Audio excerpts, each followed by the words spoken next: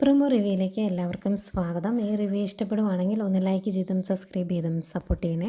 അപ്പോൾ അബി ആദർശിനെയും നയനെയും കണ്ടിട്ട് തിരിച്ചു വരും. എന്നിട്ട് നവ്യോട് പറയുന്നുണ്ട്, നീ പരസ്യത്തിൽ അഭിനയിക്കാൻ പോയത് ഞാൻ കാരണമാണ് എന്നൊക്കെയാണ് അവർ പറയുന്നത്. അതുകൊണ്ട് ഇനി നമ്മളെ തമ്മിൽ തെറ്റിക്കാൻ വേണ്ടി അവർ നോക്കുമായിരിക്കും എന്നൊക്കെ പറയുന്നുണ്ട്. കാരണം ഇനിയും കൈവിട്ട് പോയിട്ടുണ്ടെങ്കിൽ ഞങ്ങൾ സത്യം വിളിച്ച് പറയുമെന്ന് ആദർശം നയനയും പറഞ്ഞല്ലോ. അതിനൊരു തടയിട്ട് വെക്കുന്നതാണ് അബി.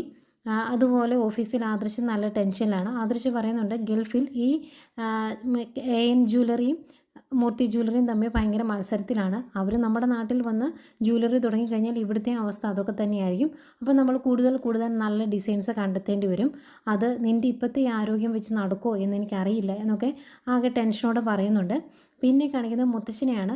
മുത്തശ്ശൻ്റെ ചെറിയൊരു ഉപദേശം. മുത്തശ്ശൻ പറയുന്നുണ്ട്, ഇവിടെ ഏറ്റവും കൂടുതൽ തെറ്റുകൾ ചെയ്ത് നടക്കുന്നത് ആരാണോ അവൻ്റെ ജീവിതത്തിൽ ഇനി പ്രത്യേകിച്ച് നല്ലതൊന്നും വരാനിരിക്കുന്നില്ല. അവനിങ്ങനെ ഇനി പരാതികൾ പറഞ്ഞ് നടക്കുകയുള്ളൂ, ഒന്നും നടക്കാൻ പോകുന്നില്ല എന്നുള്ള രീതിയിൽ സംസാരിക്കുന്നു.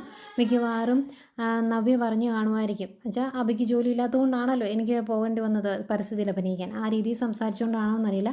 ഏതായാലും ഭയങ്കര ധാർഷ്ട്യത്തോടു കൂടി കാലുമേ കാലൊക്കെ കയറ്റി വെച്ച് അവിടെ ഇരിക്കുന്ന നവ്യ കാണിക്കുന്നുണ്ട്. അവരെയൊക്കെ ദേഷ്യം പിടിപ്പിക്കാൻ വേണ്ടി തന്നെയായിരിക്കും നവ്യ ഇതൊക്കെ ചെയ്യുന്നത്.